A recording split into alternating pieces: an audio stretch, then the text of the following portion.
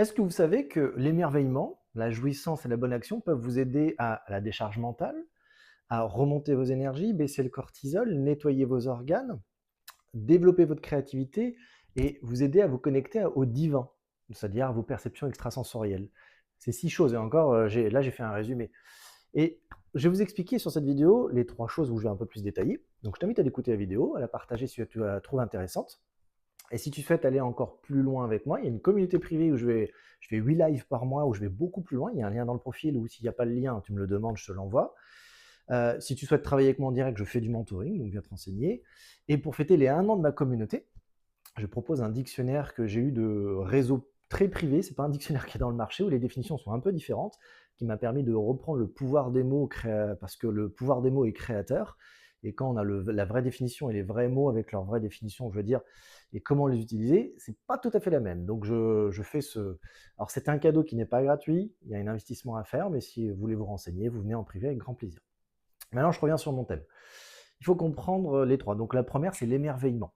L'émerveillement vous amène à l'émerveillement d'un enfant. Ah, il faut partir dans cette idée. C'est-à-dire que vous voyez des choses et vous êtes émerveillé, vous êtes dans cette joie d'enfant. Automatiquement, ça sécrète beaucoup d'hormones. Ça vous amène à voir le positif. Donc ça, le cerveau, il adore, ça sécrète beaucoup d'hormones.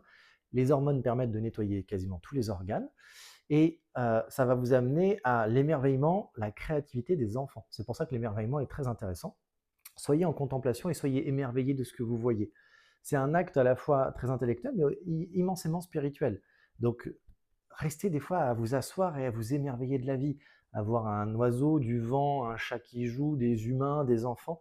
Émerveillez-vous et vous allez voir que vous allez tout de suite monter en fréquence par obligation. Vous allez tout de suite connecter à des choses plus subtiles. Vous allez tout simplement retrouver une joie d'enfant intérieur que souvent on a un petit peu rabrouée. Et vous allez vite comprendre que ça va sécréter des hormones, ça va faire plein de choses.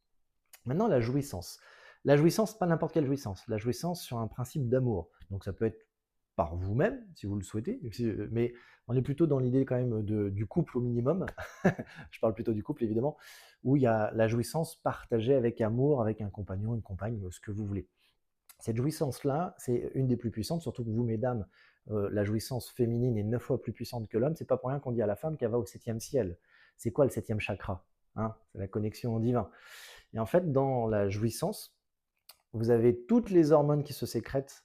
Vous avez donc toutes les hormones font un immense nettoyage. Vous avez les énergies qui montent en principe vertical, donc c'est de la verticalité.